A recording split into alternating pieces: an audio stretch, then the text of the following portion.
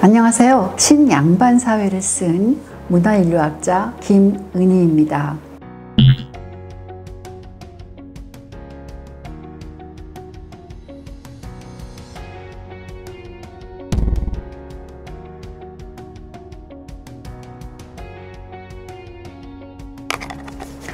오늘은 제 책에 대해서 간략하게 소개하고자 하는데요. 신양반사회는 문재인 대통령 때 일어났던 일련의 그 사태들을 보고 떠올랐던 질문들에 대해서 제가 답하고자 쓴 책입니다. 문재인 정부 지지자들은 왜 조국과 윤미향 사태에 대해서 심각하게 생각하지 않았을까요? 그리고 정의로운 사회를 그 목표로 했던 운동권 정부가 왜 법치주의의 원칙들을 지키지 않았을까요? 그리고 왜 내로남불 현상이 만연했을까요? 그리고 또 해방된 지 거의 80년이 다 돼가는데 왜 그렇게 친일 청산에 매달리고 반일 감정을 선동했을까요? 저는 이런 현상들은 운동권 정부가 추구했던 정의로운 사회가 근대 시민사회가 아니라 조선 후기의 그 양반 사회에 가까웠기 때문에 일어났던 현상들이라고 책에서 설명하고 있습니다. 문재인 정부가 그 양반 사회를 지향했다는 제 주장을 이해하기 위해서는 우선 조선시대의 양반 계층이 어떤 사회 계층이었는지, 어떤 사람들을 가리켰는지 우리가 알아야 하는데요. 기존의 대중적인 담론에서 양반을 그 설명하는 것이 사실 역사적 사실과는 상당히 거리가 먼 이야기라서 제가 몇 가지를 그 지적을 해야만 됩니다. 그러니까 기존의 그 교과서에 나와 있는 양반에 관한 그 설명을 우리가 비판적으로 고찰해야 된다는 거죠. 간단하게 설명을 하면은 우리가 양반 계층이 부자였다는 그런 오해인데요. 양반이 즉 그 지위를 획득하는 것에는 부의 축적이 별로 중요한 역할을 하지 않았다는 거예요. 조선시대의 보통 교과서에는 시장 경제가 발전하고 특히 후기에 들어와서 상공업이 발전해서 양반 계층은 몰락하고 돈을 번 상인과 일반 상민들이 그 족보를 사거나 공명첩을 그 구입을 해서 양반이 될 수 있었다고 보통 설명이 되어 있는데요. 그것은 굉장히 양반에 대해서 잘못 이해하고 있는 것입니다. 그 양반 신분은 조선시대 후기에 부의 그 축적을 통해서 획득할 수가 없었습니다. 부자라는 이유 하나만으로 양반이 될 수 없었고 또 가난하다는 이유만으로 양반의 지위를 상실하지도 않았다는 것입니다. 우선 양반 계층에 대해서 우리가 제대로 이해하기 위해서는 우선적으로 알아야 할 것이 양반의 개념이 어떤 법적인 개념이 아니라 문화적인 개념이었다는 사실입니다. 이 말은 무슨 말이냐면은 양반이라는 개념이 그 오랜 시간에 걸쳐서 공동체 내에서 어떤 관습을 통해서 정착이 되었다는 것입니다. 그리고 이런 점에서 양반 계층은 유럽의 귀족층이나 일본의 그 특권층하고 달랐다는 것입니다. 원래 양반은 문관과 무관을 합쳐서 그 관직자들을 부른 호칭이었는데요. 조선시대 전기만 해도 양반이라는 용어는 그렇게 쓰였습니다. 그런데 후기에 들어오면은 양반이라는 그 지위는 거의 세습적인 지위가 됩니다. 다시 말하면은 덕망이 높았던 그 유학자나 높은 지위에 오른 그 관직자들이 양반의 지위를 얻게 되는 거죠. 명망이 높은 아주 뛰어난 조상이 없으면은 양반이 될 수가 없었습니다. 예를 들면은 우리가 우암 자손이라는 말을 쓰는데 가령 누가 우암 자손이야 그러면은 우암 송시열을 그 후손이라는 뜻인데요. 그렇게 누구 자손이다, 암흑의 자손이라는 그런 말할 만큼 조상 중에 유명한 그 조상이 없으면은 양반으로 인정받지 못했다는 거죠. 지역사회에서 양반으로 대우받지를 못했다는 뜻입니다. 그래서 그러한 현조가 없으면, 현조는 이제 뛰어난 조상을 말하는데, 그러니까 지역사회에서 그 유학자들 모임에 끼기가 어려웠고, 과거 급제에서 관직에 진출을 해도 높은 자리에까지 올라가기 힘들었습니다. 그리고 지역사회에서 그 양반으로 인정받는데 중요한 것이 양반답게 사는 것이었습니다. 다시 말하면은 유학을 공부하고 중앙의 그 관직에 오르고 제사와 같이 그 유교적인 의례를 실행하고 글을 잘 써서 문집을 발간하고 비슷한 그 양반 집안과 혼인을 하고 이런 식으로 살아가지 않으면은 양반으로 그 인정을 받지 못했다는 거죠. 그리고 이제 그 양반답게 사는 일에는 부를 축적하는 일은 포함이 되지 않았습니다. 일반 상민들보다 훨씬 가난하게 살아도 지역사회에서 양반으로 대우받고, 또 굉장히 그 부자라 하더라도 그 지역에 사는 가난한 양반과 평등한 관계를 갖지 못하는 그런 사례들이 많이 있습니다. 그래서 양반들은 양반으로서의 그 지위를 유지하기 위해서는 아무리 가난해도 그 장사를 하거나 장인이 되거나 하는 식으로 경제활동에 종사할 수가 없었어요. 만약에 경제활동에 종사하게 되면 양반으로서의 그 지위를 잃어버리게 되는 일도 있었습니다. 문중에서 쫓겨난다라든지 또는 문중 전체가 폐족이 되는 일도 있었습니다. 사실은 양반의 개념이 문화적인 개념이기 때문에 양반 제도가 19세기 말에 폐지가 되었어도 양반은 도덕적으로 우월한 사람이고 도덕적으로 훌륭한 사람이 이 사회의 지도자가 되어야 한다는 문화적인 관념은 우리가 흔히 국민정서라고 얘기하죠. 법 위에 존재하는 국민정서. 그게 바로 우리가 물려받은 어떤 문화적인 정서를 말합니다. 그러한 국민정서의 형태로 양반의 개념은 현대 한국인들의 의식을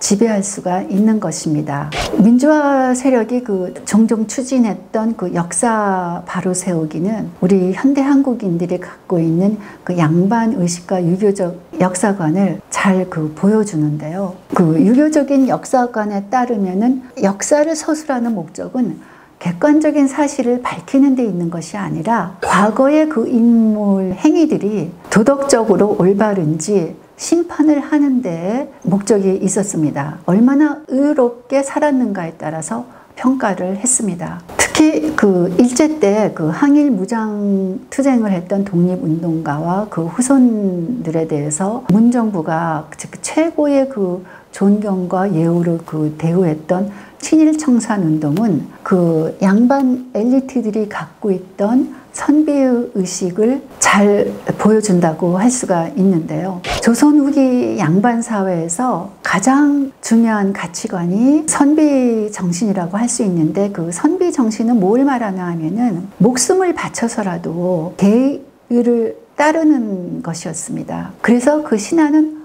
왕이 잘못할 때는 만약에 그렇게 충언을 하다가 왕이 죽이는 한이 있더라도 바른 말을 해야 된다는 거죠. 왕이 만약에 충언을 받아들이지 않으면 벼슬을 버리고 왕을 떠나는 것이 선비로서의 마땅한 도리였습니다. 그래서 이제 단종의 왕위를 수양대군이 빼앗았을 때 목숨을 걸고 항거한 사륙신이나 또 그때 관직을 버리고 방랑 생활을 했던 생육신은 후세의 선비들에게 올바른 선비의 사표로서 굉장히 많은 추앙을 받았습니다. 그리고 병자호란 때 청나라에 죽어도 항복할 수 없다고 주장한 척화파 대신들, 김상원이나 사막사들 전부 당시의 기준에서 보면은 선비 정신에 철저하게 따랐다고 할 수가 있습니다. 그래서 척화파들은 계속해서 청일 전쟁 후에도 선비들의 존경을 받았고요. 반대로 병자호란 때 우리가 아무리 싸워도 이길 수 없으니까 현실적으로 생각해서 항복을 하자고 주장했던 주화파들은 후에 주류 유학자들에 의해서 역적으로 비난받았습니다. 이러한 선비 정신의 관점에서 볼 때 나라를 잃은 지식인이 개화파처럼 신학문을 배워서 식민지의 지도층이 되는 것은 치욕적인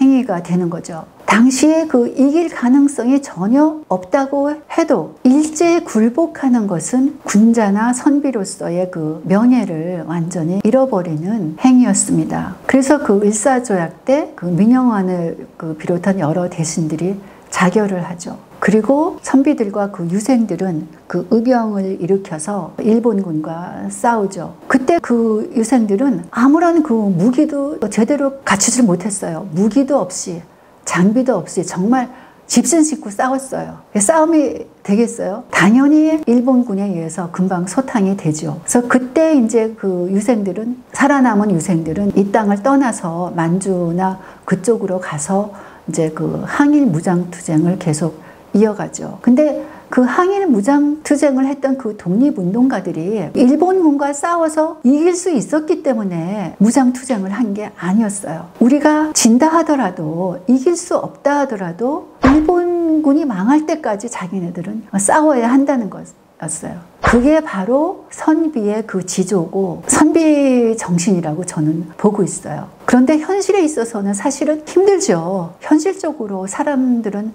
살아가야 되는데 그렇게 선비처럼 목숨 걸고 그 선비적인 이상에 따라 산다는 것이 사실 굉장히 그 힘든 일이죠. 대부분의 한국인들은 현실적이었습니다. 일본군하고 싸워봤자 우리가 이길 수가 없다. 그럼 어떻게 해야 되느냐? 그냥 현실을 인정할 수밖에 없는 거예요. 그래서 그 사람들은 그 식민지가 된 현실을 받아들이는 거죠. 그리고 그 체제에 순응하면서 또 그 체제 안에서 출세하는 것을 꿈꾸게 되죠. 그런 사람들은 이제 친일파 그리고 매국노로 이제 그 이름을 남겼던 거죠. 그리고 한국에 돌아온 독립운동가들은 그 친일파들을 처단할 것을 줄기차게 요구하게 되죠. 그 많은 민주화 운동가들은 유교적인 그 역사관과 그 선비 정신에 입각한 논리들을 그대로 받아들였어요. 일제 식민지 체제 안에서 출세하고자 했던 친일파를 조국과 민족을 배반한 변절자라고 낙인 찍는 거죠. 그리고 이 변절자들을 처단하는 것은 민족 정기를 확립하기 위해서 그리고 정의를 구현하기 위해서는 반드시 해야 되는 일이 됩니다. 동시에 운동권 정부는 일제와 싸운 그 독립운동가들에게 최고의 존경과 예우로 보답하고자 합니다. 그래서 그 독립운동가 후손들은 다른 그 6.25에 참전한 그 군경들하고는 달리 그 손주까지도 생활 보조를 해주고 보상해주는 그런 최고의 그 예우로서 그 보답하게 됩니다. 근대적인 시민사회에서는 모든 시민은 법 앞에 그 평등한 대우를 받아야 된다는 거예요. 그 조상이 누군가에 따라서 그 조상의 도덕성을 따져서 누구는 더 예우를 해주고 똑같이 전쟁에 나가서 싸웠는데 누구는 자식한테만 보상을 해주고 누구는 손주까지 극진하게 예우를 해준다는 것은 평등주의 원칙에 어긋난다는 거예요. 역사 바로 세우기를 강조하는 친일 청산을 했던 문재인 그 운동권 정부가 그런 의미에서 그 신양반 사회라고 저는 봅니다. 오늘 제 책을 소개하는 것은 이만 그치기로 하겠습니다. 제 책에서 신양반 사회의 여러 가지 그 측면을 제가 다 설명하지 못하는데요. 궁금하신 분들은 제 책을 사서 한번 읽어보시기를 제가 부탁드립니다. 여러분의 많은 관심 기대합니다. 감사합니다.